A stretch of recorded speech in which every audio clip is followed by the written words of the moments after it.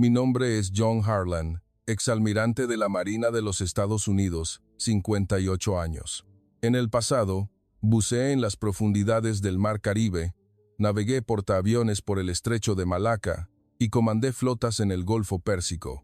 Estaba firmemente convencido de que la tecnología militar más avanzada del mundo solo podía surgir en América, Rusia o China. Hasta hoy, que tuve que pisar tierra española, todo comenzó con una invitación que casi rechazo. Un seminario de cooperación marítima entre EUU y la UE, organizado en Valencia. 3 días y 2 noches. Pensé, solo iré a dar la cara. Escucharé los mismos discursos sobre la libertad de navegación y volveré a casa. El avión aterrizó a las 18. La puerta se abrió y un olor a humedad, calor mezclado con humo de diésel me golpeó la nariz de inmediato. Suspiré profundamente. ¿Qué era esto? La furgoneta de la embajada me recogió. Me senté automáticamente junto al conductor porque me gustaba mirar la carretera, y lo que vi me hizo fruncir el ceño de inmediato. El tráfico estaba completamente detenido en la autopista. Las motocicletas se abrían paso por espacios estrechos como anguilas. Había un taxi antiguo de color vivo, soltando humo negro. Un sedán ponía el intermitente izquierdo pero giraba a la derecha. Nadie tocaba la bocina con fuerza. Nadie gritaba ni insultaba. Todos simplemente cedían. Me volví y le pregunté al conductor, un suboficial de la Armada Española, ¿por qué nadie se enfada? Él sonrió ampliamente, mostrando las encías. Si nos enfadamos, el tráfico empeora mucho más, señor. Me quedé atónito durante 3 segundos. ¿Qué clase de lógica era esa? 2 horas después, el coche llegó a un hotel junto al puerto de Valencia. Tiré mi maleta y fui al balcón, mirando hacia abajo. Vi una lancha rápida pasar sin respeto, junto a un crucero enorme. Murmuré para mí, este país no es diferente de lo que pensaba. Esa noche, tenía una cena con mi anfitrión, un comandante naval español llamado Javier. Vestía un uniforme blanco inmaculado y me saludó con una reverencia respetuosa. Extendí mi mano para estrechar la suya, pero él hizo una doble reverencia y envolvió mi mano suavemente. Me sentí un poco tenso, pero sonreí. Durante la cena, me habló del programa de mañana. Le invito a visitar un proyecto de drones submarinos hecho por jóvenes cadetes de la Marina, señor. Levanté una ceja. ¿Drones submarinos? Sí, es un proyecto que los jóvenes han realizado íntegramente ellos mismos, sin financiación extranjera. Me reí. Yo había visto AVs de DA con un precio de $4 millones la unidad. ¿Qué podrían hacer unos cadetes españoles? Levanté mi vaso de cerveza. Puedo ir a verlo, pero le advierto, he probado lo mejor del mundo. El comandante naval Javier sonrió sin decir nada más, pero había un brillo en sus ojos que no pude descifrar. Dormí mal esa noche. El sonido de las barcazas rápidas todavía resonaba en mis oídos. Abrí mi portátil y busqué Armada Española Robot. Los resultados solo mostraban noticias antiguas, imágenes de viejos buques de guerra y fotos de jóvenes sonriendo con modelos de plástico. Cerré el ordenador. Mañana veré juguetes de niños, pensé. No sabía que en las próximas 24 horas, ese juguete de niños me haría reconsiderar todo lo que había creído durante 58 años. Cerré los ojos. El olor a azahar de los ambientadores de la furgoneta todavía estaba en mi nariz, y en la oscuridad escuché algo, el sonido de las olas bajo un mar tranquilo que me llamaba. A la mañana siguiente, la furgoneta me recogió puntual. El mismo conductor me saludó y sonrió ampliamente.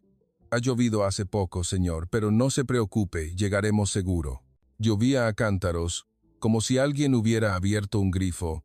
Los limpiaparabrisas apenas daban abasto. El tráfico estaba interminable, pero extrañamente, nadie tocaba la bocina insistentemente. Solo se escuchaba una radio con música tradicional valenciana a bajo volumen y el olor a buñuelos flotando desde un puesto. Le pregunté al conductor por qué nadie tenía prisa. Él se rió suavemente.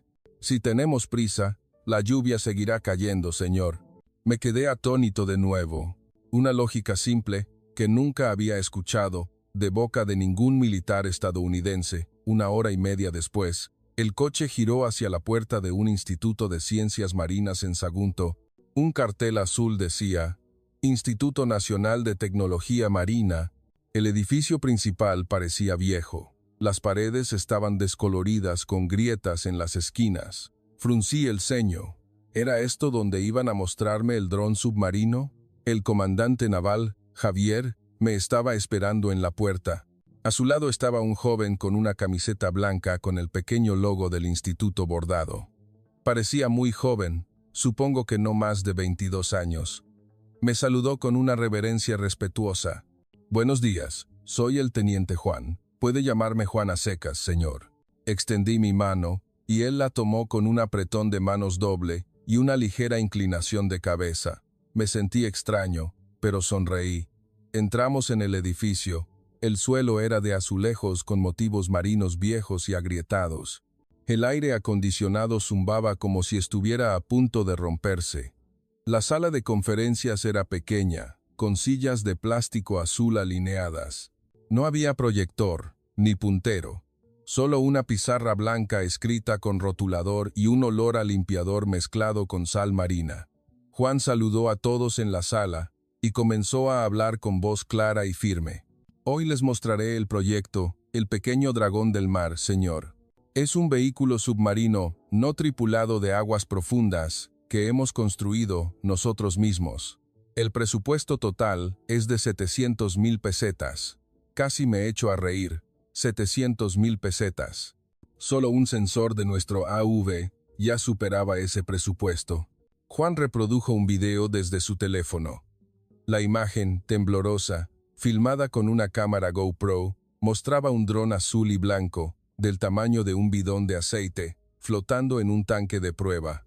Giraba 360 grados en una fracción de segundo, cambiando de profundidad de 50 metros a la superficie en 17 segundos.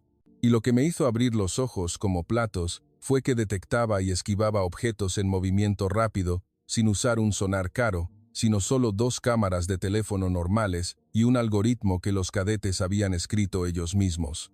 Pregunté sin querer, ¿y el sistema de evasión de obstáculos? ¿Qué sensor usa? Juan sonrió tímidamente. 2 cámaras de teléfono, señor. Y el uso de IA, aprendiendo de videos de peces nadando en YouTube. La sala se quedó en silencio. Sentí como si me hubieran abofeteado suavemente. Luego, Juan me llevó a un viejo astillero. 7 u 8 cadetes más estaban esperando. Todos eran pequeños y parecían muy jóvenes, pero sostenían destornilladores, cables y placas de Arduino en sus manos. El suelo estaba manchado de grasa, pero todos sonreían ampliamente. Un joven levantó el dron real para que lo viera. Era mucho más ligero de lo que esperaba.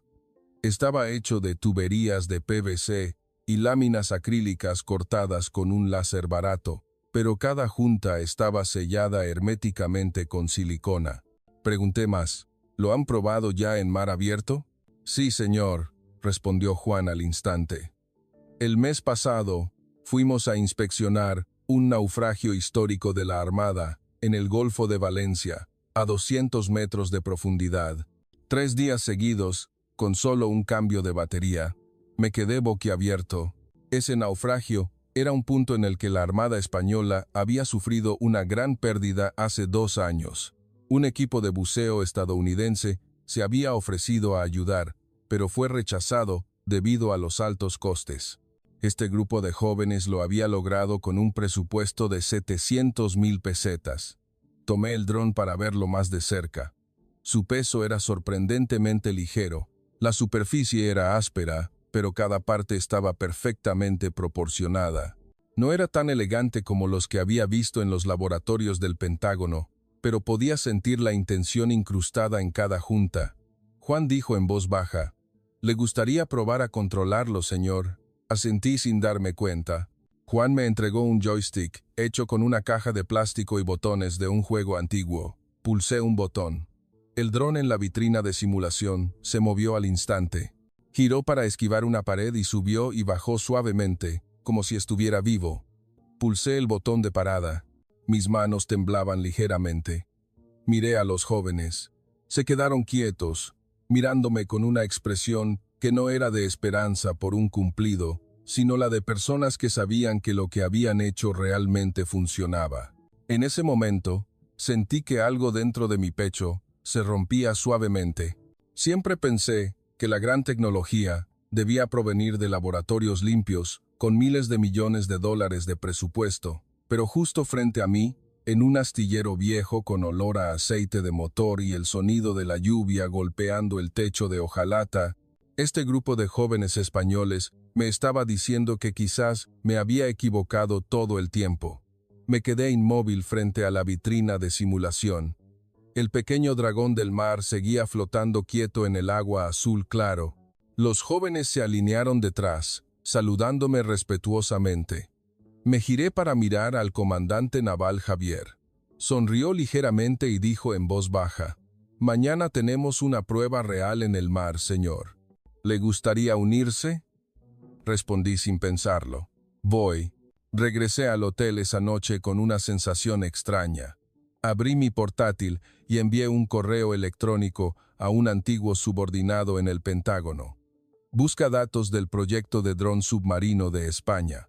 Presupuesto inferior a 1.000.000 de pesetas. 10 minutos después, me respondió brevemente: «No hay datos en la base de OSINT, señor. ¿O es que lo ocultan bien?». Cerré la computadora, mirando el río Turia completamente oscuro. Las luces de las lanchas rápidas se reflejaban en la superficie del agua en largas líneas. Levanté mi vaso de whisky, pero no bebí, porque mi mente seguía dando vueltas a la imagen del joven que dijo: «Usamos IA, aprendiendo de videos de peces en YouTube, señor». A la mañana siguiente, un pequeño buque de la Armada nos llevó al Golfo de Valencia. El cielo estaba de un azul profundo sin nubes. La brisa marina era fresca y perfecta. En la cubierta, 16 jóvenes cadetes estaban alineados. Todos llevaban chalecos salvavidas de color naranja brillante. Sus rostros estaban sonrientes. Nadie parecía demasiado emocionado, nadie parecía asustado. Le pregunté a Juan: «¿Qué probaremos hoy?». Juan señaló una gran caja de madera. «Hoy haremos que el pequeño dragón del mar recoja muestras de sedimento a 400 metros de profundidad, señor, y esquivará un barco pesquero real que pasará». Me reí. ¿Un barco pesquero real? Sí, pedimos permiso a los pescadores de la zona. Pasarán justo por delante de nuestro robot para que lo vea, señor. Miré a mi alrededor. No había barcos de escolta estadounidenses, ni helicópteros, ni equipo de buceo de reserva. Solo un buque de la Armada, 16 Julio Óvenes, y un dron de 700.000 pesetas. A las 10 en punto, el dron fue bajado al agua con una grúa manual normal. La pantalla del monitor de 24 pulgadas estaba sobre una mesa de madera vieja. La imagen de la cámara submarina era tan clara como una película de Hollywood. Se sumergió suavemente. 50 metros. 100 metros. 200 metros. Un joven gritó: «Ahí viene el barco pesquero». En la pantalla, un barco pesquero de madera se acercaba a gran velocidad. Pude ver la hélice agitando el agua. La distancia al dron era de menos de 20 metros. Exclamé, sin darme cuenta: «No podrá esquivarlo». Pero entonces, el dron giró 90 grados en una fracción de segundo, se zambulló 10 metros más, y luego se curvó hacia arriba con elegancia, esquivando el barco pesquero por poco. Los pescadores en el barco nos saludaron con la mano y se rieron. Toda la cubierta estalló en aplausos y risas. Los jóvenes se abrazaron, saltando de alegría. Juan se volvió hacia mí, sonriendo tímidamente. «Superado, señor». Me quedé quieto. Mi corazón latía tan fuerte que me dolía el pecho. Había visto AUVs de $4 millones esquivar obstáculos en el Caribe, pero nunca había visto algo con tanta vida. Se sumergió hasta los 400 metros, recogió muestras de sedimento en tubos de ensayo pequeños y flotó de vuelta a la superficie en solo 19 minutos. Cuando estuvo en cubierta, todos los jóvenes corrieron a abrazarlo. Uno de ellos sollozaba. Juan saludó respetuosamente al dron y dijo en voz baja: «Gracias, dragón». Hoy no nos has avergonzado. Yo miraba la escena. Jóvenes españoles pequeños, abrazando un dron, hecho de tuberías de PVC y una placa de Arduino, pero en mi pecho, la sensación era tan grande como un portaaviones. El comandante naval Javier se acercó y susurró suavemente: «Mañana buceará con él de verdad, señor. Le llevaremos a ver un arrecife de coral a 500 metros de profundidad. Hay algo allí que necesita ver con sus propios ojos». Me volví para mirarlo. Esta vez, no me reí. Asentí lentamente. «Iré». En ese momento, supe que el muro que había construido durante 58 años se estaba resquebrajando ladrillo a ladrillo, y bajo esas grietas, la luz azul del mar español se estaba filtrando. No sabía lo que pasaría mañana, pero por primera vez en mi vida tuve miedo de cambiar para siempre. La mañana del cuarto día de mi viaje, me desperté a las 5 a.m. Miré el techo de la habitación del hotel sin pestañear. En mi cabeza, solo daba vueltas la imagen del dron azul y blanco, esquivando el barco pesquero el día anterior. Cogí mi teléfono y llamé a mi hija en California. «Papá, ¿de verdad vas a bucear mañana con el juguete de los niños españoles?» Mi hija se rió a carcajadas. «¿No dijiste tú mismo que nunca confiara en lo barato?» Me quedé en silencio un largo rato y dije en voz baja: «Empiezo a no estar seguro, cariño». A las 9 a.m., el mismo buque de la Armada zarpó del muelle. Esta vez había más equipo. El traje de buceo de Rebreather, al que estaba acostumbrado, tanques de oxígeno de reserva, y lo más importante, un segundo pequeño dragón del mar, ensamblado la noche anterior. Juan me entregó un traje de neopreno. Era de una marca española de la que nunca había oído hablar, pero la tela era suave y sorprendentemente ligera. «Pruébelo, señor. Está diseñado para flotar en agua cálida». Me lo puse, y sentí como si no llevara nada. Era 3 kilos más ligero que el traje de nuestra armada. A las 11 a.m., llegamos al punto de buceo. El agua azul claro permitía ver la sombra de los corales a casi 100 metros. Juan desplegó un mapa submarino dibujado a mano en un papel A3. «Hoy bajaremos a la fosa de 520 metros, señor. Allí hay un arrecife de coral de aguas profundas de color rosa que descubrimos el año pasado. Todavía no tiene nombre oficial». Fruncí el ceño. «¿Arrecife de coral a 500 metros? Eso requiere un submarino especial». Juan sonrió ampliamente.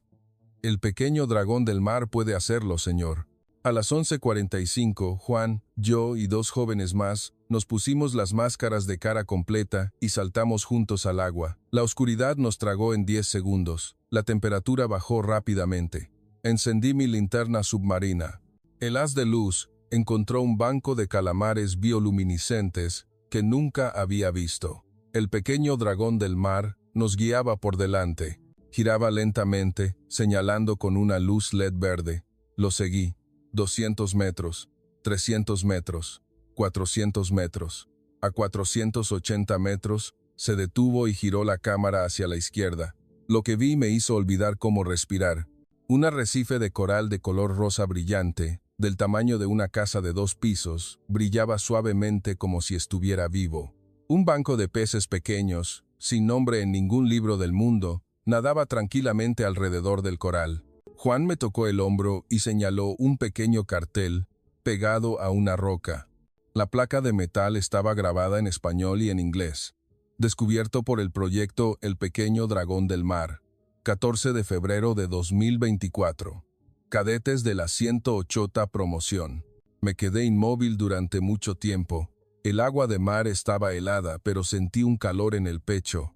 Jóvenes de, no más de 22 años, habían descubierto algo que científicos de todo el mundo habían estado buscando durante décadas, con un dron de 700,000 pesetas. Juan me hizo una señal para que me acercara al coral.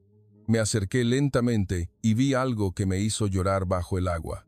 Uno de los jóvenes cadetes había pegado una pequeña placa de identificación en la base del coral. Decía: «Le dedico este coral a mi madre, que padece cáncer. Espero que te mejores pronto. Mamá, tu hijo lo ha conseguido». Me giré para mirar a Juan. Él me levantó el pulgar. y luego señaló el nombre en la placa. Su madre falleció hace 2 meses, señor. Cerré los ojos. El agua salada del mar se mezcló con mis lágrimas bajo la máscara. En ese momento, entendí por qué ese dron tenía tanta vida. No fue construido con dinero, fue construido con amor, con esperanza, y con el dolor de un hijo que quería dar algo a su madre. Nadé lentamente de vuelta a la superficie, me quité la máscara y me senté quieto durante mucho tiempo, mirando el vasto cielo azul. Juan nadó a mi lado. Se quitó la máscara y dijo en voz baja: «Mañana le llevaremos a ver otra cosa, señor». Algo que podría hacerle cambiar de opinión sobre lo que dijo el primer día. Me volví para mirarle. ¿Qué cosa? Juan sonrió con tristeza. Lo que dijo de que España nunca podría ser líder en tecnología marina. Me quedé en silencio y asentí lentamente. Llévame.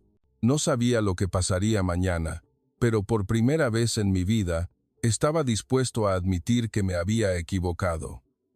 La mañana del 5.º día, me desperté antes de que sonara mi despertador de nuevo.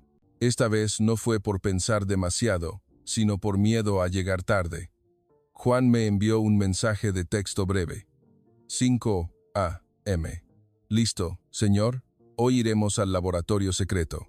Respondí de inmediato: «Listo». La misma furgoneta me sacó de Valencia, en dirección a Castellón. Las carreteras estaban vacías porque aún era de madrugada.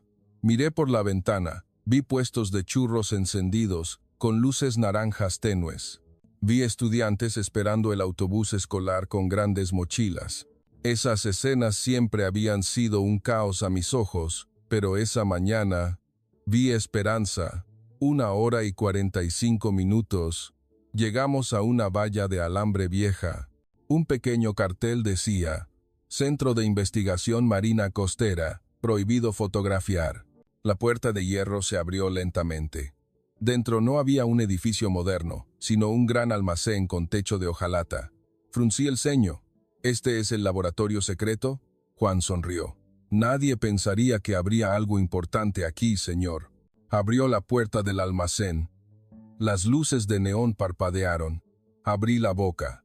El interior estaba lleno de niños, todos de no más de 16 años. Algunos todavía llevaban uniformes de secundaria. Estaban sentados en círculo frente a largas mesas de madera. Sobre las mesas, había más de 10 modelos nuevos del pequeño dragón del mar. Cada uno estaba desmontado, con las piezas alineadas. Un niño sostenía un destornillador, otro, un multímetro. Otro, escribía código en un portátil de segunda mano. La niña más pequeña del grupo, supongo que no más de 14 años, me saludó con una reverencia respetuosa. «Buenos días, soy Lola, señor, la jefa del equipo junior». Me quedé inmóvil. ¿La jefa del equipo junior? Lola me guió hasta un rincón del almacén. Había un cartel escrito a mano por niños que decía: «Proyecto Mini Dragón del Mar, para el rescate de niños perdidos en el mar». Reprodujo un video de una tableta vieja. Era una escena real de hacía 3 meses. Un niño de 8 años desapareció mientras nadaba en una isla cercana. El equipo de rescate tardó 3 días en encontrarlo sin éxito. Luego, este grupo de niños envió un mini dragón del mar, del tamaño de una botella de agua, y en 15 minutos encontraron al niño atrapado en una cueva submarina a 20 metros de profundidad. Todavía tenía pulso. El niño sobrevivió. Mis ojos se llenaron de lágrimas de nuevo. Lola dijo en voz baja: «Yo casi me ahogo cuando tenía 6 años, señor. Quiero crear algo para ayudar a otros niños a no pasar por lo mismo que yo».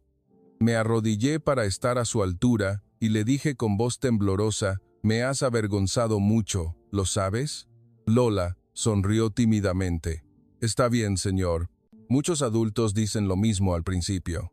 Luego, me llevó a ver su última pieza, un robot del tamaño de la palma de la mano, hecho con una botella de plástico reciclada y un motor de un viejo reproductor de CD, llamado Mini Dragón del Mar Supremo. Lola pulsó un botón, nadó con destreza en la pequeña pecera y soltó pequeñas burbujas de aire en forma de corazón. «Este lo hice para el Día de la Madre», dijo sonriendo. Voy a hacer que nade hacia mi madre, que está en el cielo. Bajé la cabeza, las lágrimas cayeron al suelo del viejo almacén. En ese momento, recordé mis propias palabras del primer día. ¿Qué podrían hacer los jóvenes españoles? Los jóvenes a los que había subestimado me estaban enseñando que la grandeza no se mide por la edad ni por el presupuesto, sino por el corazón que quiere ayudar a los demás. Juan se acercó y susurró suavemente: «Mañana le llevaremos a ver lo más peligroso, señor, pero si todavía quiere ver nuestra verdad, no se lo impediremos». Me sequé las lágrimas y asentí con firmeza. «Llévame».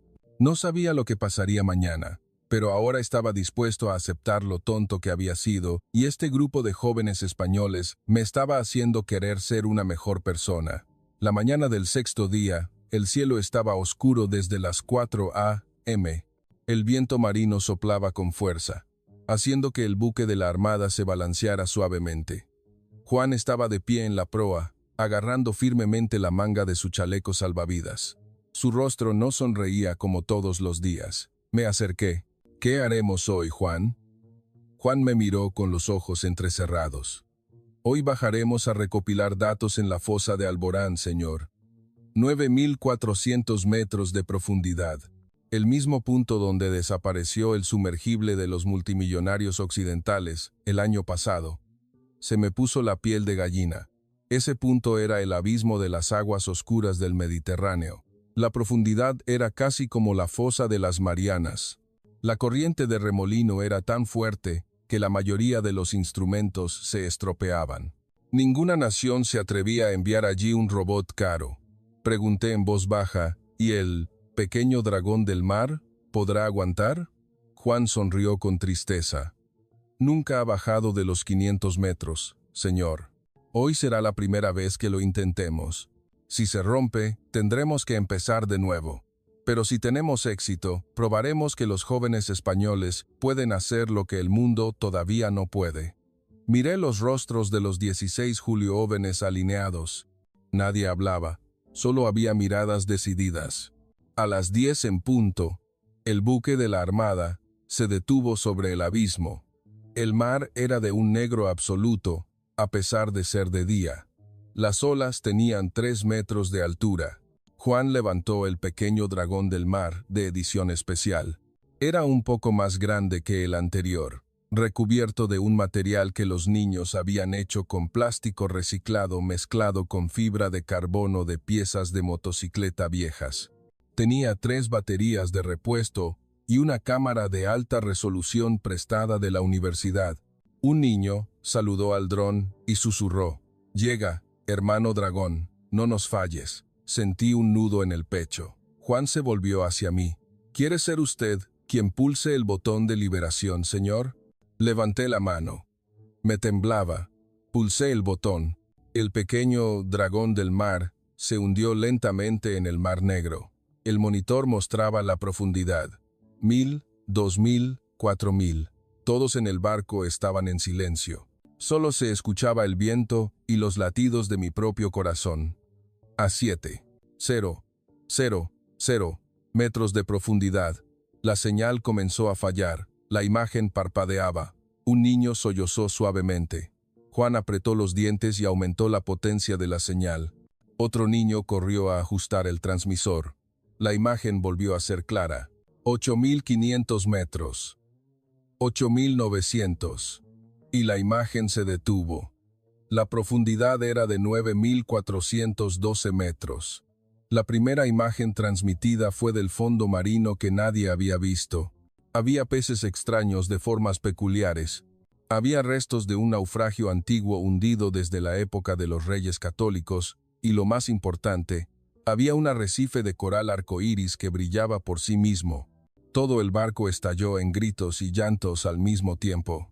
Los jóvenes se abrazaron, saltando. Juan se volvió hacia mí. Las lágrimas le corrían por la cara. «Lo logramos, señor. Lo logramos». Me quedé inmóvil. Mis lágrimas no se detenían. Pero entonces, la pantalla parpadeó violentamente. Sonó una alarma. Presión de la carcasa excesiva. El pequeño dragón del mar estaba siendo aplastado. Todos los jóvenes palidecieron. Juan gritó, «¡Súbelo ahora!». Pero el cable de elevación comenzó a romperse hebra por hebra. La corriente de remolino era demasiado fuerte. Agarré el joystick de repuesto.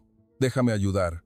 Yo había pilotado AUVs en el Mar Caribe antes, pero esta vez fue diferente.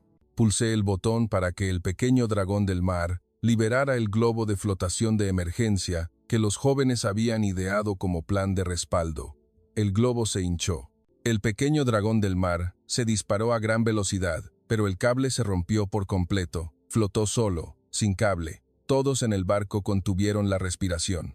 15 minutos después, el pequeño dragón del mar salió a la superficie. La carcasa estaba agrietada, pero seguía flotando. Los jóvenes saltaron al agua para abrazarlo de inmediato. Yo miré desde la cubierta, llorando más fuerte que en los últimos 58 años. Juan nadó de vuelta y me tendió la mano. Estaba mojada con agua de mar y lágrimas. ¿Lo ve, señor? Los jóvenes españoles podemos hacerlo. Le agarré la mano con fuerza y dije con voz temblorosa, «No solo podéis hacerlo, habéis hecho lo que el mundo aún teme intentar». Pero entonces, el viento marino sopló más fuerte. El cielo se oscureció por completo. Se acercaba una tormenta. Juan miró al cielo y dijo en voz baja, «Mañana le llevaremos a ver lo último, señor, pero esta vez podría arriesgar su vida». Le miré a la cara y asentí sin dudar. «Estoy listo». En ese momento, supe que mañana sería el día en que tendría que elegir entre la seguridad a la que siempre me había aferrado y la verdad que acababa de descubrir, y elegí la verdad. El día 7 de mi viaje. La borrasca Noé fue declarada oficialmente. Desde las 4 a.m., las olas eran de 5 metros. El viento soplaba a 45 km por hora. El buque de la Armada, que antes era tranquilo, se balanceaba como un juguete. Me agarré a la barandilla de la cubierta, observando a Juan que estaba en una reunión de emergencia con todos los jóvenes. Su rostro nunca había estado tan tenso. «Juan, ¿podemos cancelarlo?», preguntó uno de los jóvenes con voz temblorosa. Juan se quedó en silencio por un momento, y luego respondió en voz baja, pero todos le oyeron claramente. «No podemos cancelarlo, porque hay gente esperándonos allí abajo». Me acerqué. «¿Quién?». Juan se volvió para mirarme. Sus ojos estaban rojos. Ayer, justo antes de que se perdiera la señal, el pequeño dragón del mar grabó el último fotograma. Era la imagen de 2 buzos, pescadores locales, atrapados en una cueva submarina a 400 metros de profundidad. Solo les queda oxígeno para menos de 12 horas. Si no bajamos hoy, mañana morirán seguro. Me quedé en silencio. La tormenta estaba en pleno apogeo. Las olas golpeaban el barco con un ruido ensordecedor. Pregunté, «¿Y por qué no avisar a la unidad de rescate principal?». Juan sonrió amargamente. «Lo hicimos, señor, pero el motor de nuestro barco de rescate principal está averiado. El barco estadounidense más cercano está a 200 millas náuticas. No llegará a tiempo. Solo tenemos este buque. Solo tenemos a este grupo de jóvenes. Y solo tenemos al pequeño dragón del mar con la carcasa aún agrietada». Miré los rostros de todos los jóvenes. Nadie habló, solo había miradas que decían, «Tenemos que ir». Juan me tendió la mano. «¿Todavía quiere venir, señor? Esto ya no es una prueba. Es un rescate real. Si el barco vuelca, nadie sobrevivirá». Le agarré la mano con fuerza y dije algo que nunca antes había dicho, con una voz tan firme. «Nací para un día como este, Juan. Vamos».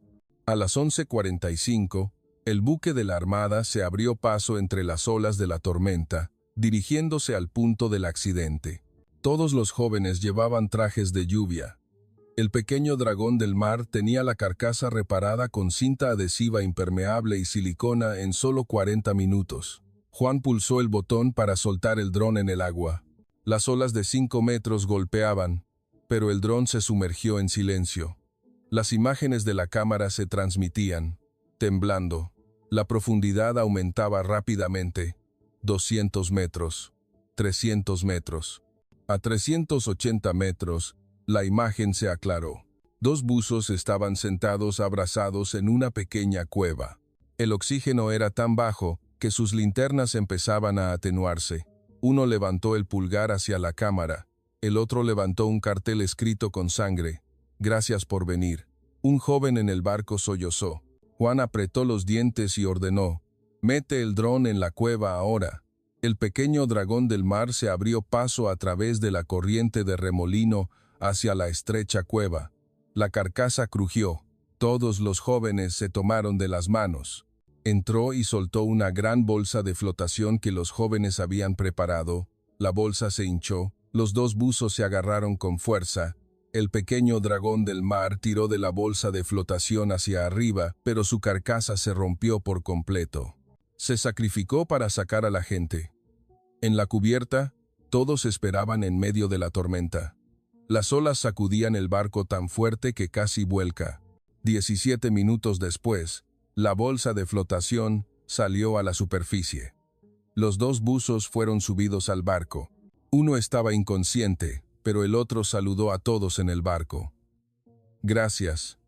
Gracias por no abandonarnos». Todos los jóvenes lloraron y se abrazaron. Me arrodillé allí mismo, abrazando a Juan con fuerza, hasta que su cuerpo se tensó.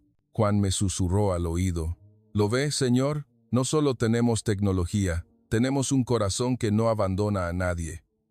La tormenta seguía azotando, pero en ese barco nadie tenía miedo.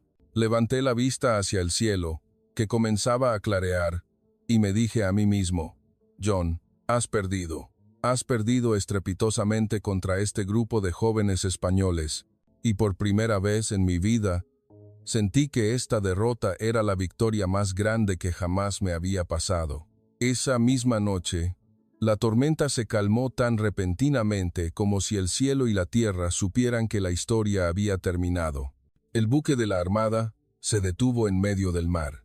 La luna llena brillaba plateada sobre la superficie del agua.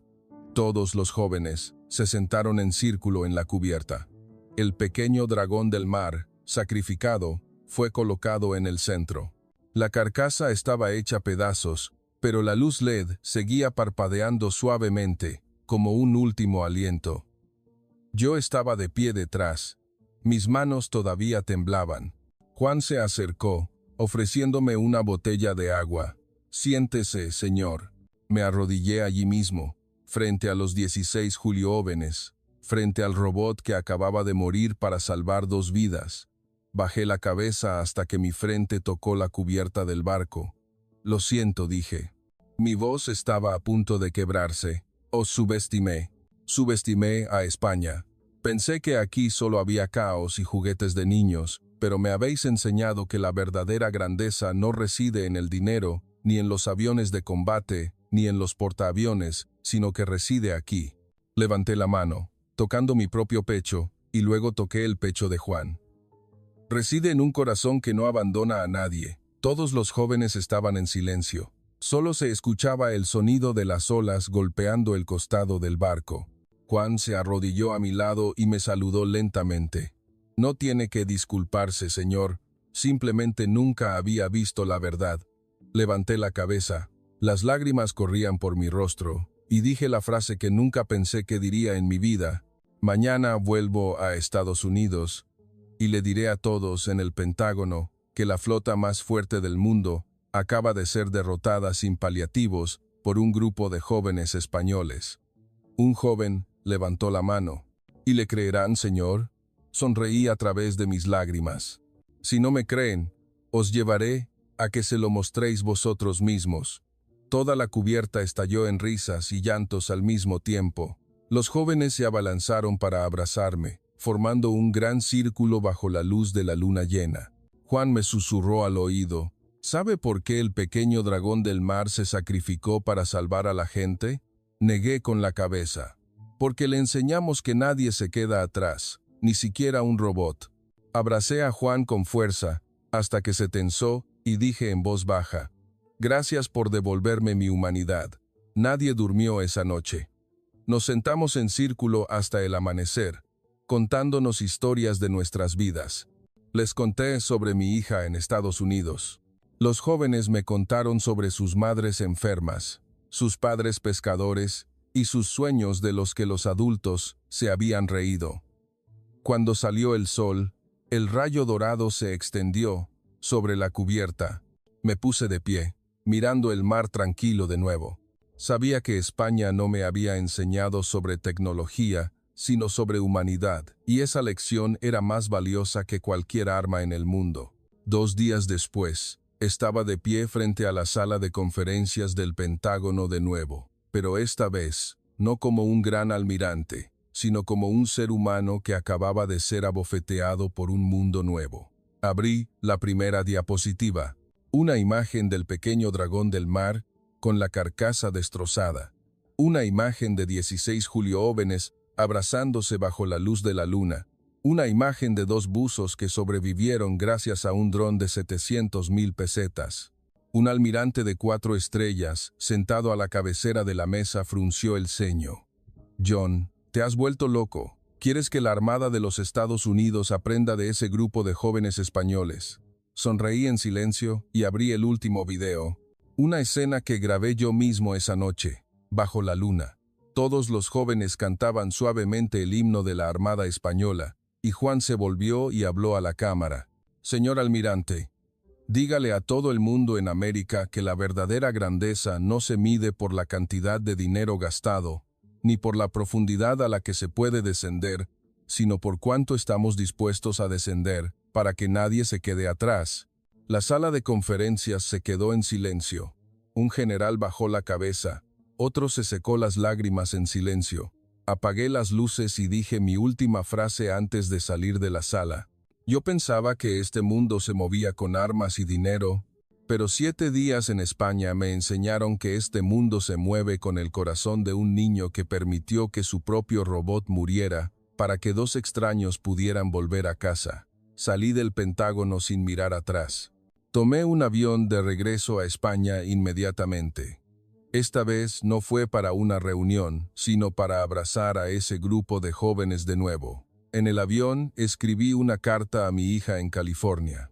Hija, te enseñé que el éxito se mide por la posición y el dinero, pero me equivoqué. El verdadero éxito es el día en que permitimos que el corazón de un niño cambie nuestro mundo para siempre. Firmé mi nombre y añadí. Y hoy, estoy orgulloso de ser parte del milagro llamado España. El avión despegó. Miré hacia abajo, a la tierra española que se hacía cada vez más pequeña, pero en mi corazón era más grande que cualquier superpotencia que hubiera conocido, porque aquí aprendí una verdad universal que no estaba en ningún libro de texto. La verdadera grandeza surge de personas pequeñas, con un corazón lo suficientemente grande como para no dejar a nadie atrás. Y esa verdad no pertenece solo a España. Pertenece a toda la humanidad que todavía cree en la esperanza. Un año después, aeropuerto de Valencia, temprano por la mañana. Estaba de pie en la puerta de llegadas internacionales con mi uniforme completo de almirante, pero a mi lado había 16 jóvenes cadetes con uniformes blancos inmaculados. Juan estaba a mi lado, sosteniendo un pequeño cartel escrito a mano que decía: «Bienvenido, almirante John Harlan, y a nuestra nueva familia». El avión de Washington, D.C. aterrizó. La puerta se abrió. Mi hija salió corriendo y me abrazó con fuerza hasta que mi cuerpo se tensó, y luego abrazó a Juan y a cada uno de los jóvenes uno por uno. 3 almirantes de 4 estrellas nos siguieron. La expresión de cada uno había cambiado desde el día en que se rieron de mí en la sala de conferencias. Hoy vinieron en persona para firmar un acuerdo de cooperación oficial entre la Armada de los Estados Unidos y el Instituto Nacional de Tecnología Marina de España. El presupuesto era de $100 millones, pero la única condición que puse fue que este grupo de jóvenes debía ser la cabeza de cada proyecto. La ceremonia de la firma se celebró en el mismo almacén viejo de Castellón. No había alfombra roja ni banda militar, solo los jóvenes, alineados sonriendo ampliamente, y 10 modelos nuevos del pequeño dragón del mar colocados sobre mesas de madera. Uno de los almirantes estadounidenses saludó a todos los jóvenes y dijo con voz temblorosa: «Hoy, vengo como discípulo, no como maestro. Miré la escena. Mis lágrimas fluyeron de nuevo. Juan se acercó y susurró suavemente: «Señor, hemos terminado el nuevo modelo del pequeño dragón del mar. Esta vez lo llamaremos Harlan, porque usted es quien nos hizo saber que todavía hay adultos en el mundo que admiten sus errores y se atreven a cambiar». Me incliné y abracé a Juan con fuerza. Luego, me volví y hablé a todos en el almacén. Hoy no vengo como un almirante americano. Vengo como un padre que quiere que los niños de todo el mundo sepan que si este grupo de jóvenes españoles pudo hacerlo, cualquier niño en este planeta puede hacerlo también. Todos los jóvenes me saludaron al unísono y gritaron fuerte: «¡Hola, papá!». Me quedé inmóvil. Mis lágrimas no se detenían. Pensé que cambiar el mundo requería miles de millones de dólares. Requería buques de guerra y aviones de combate. Pero en realidad, el mundo puede cambiar con 16 jóvenes, con un robot de 700,000 pesetas y con un corazón que nunca abandona a nadie. Saludé a todos los jóvenes, saludé a España y saludé la esperanza que acababa de renacer en mi corazón. Hoy, vuelvo a casa. Mi verdadero hogar no está en Estados Unidos. Está aquí, en la tierra que una vez subestimé, pero que ahora me ha devuelto mi humanidad. Gracias, España. Gracias a todos los jóvenes españoles que hicieron que un hombre de 59 años volviera a nacer.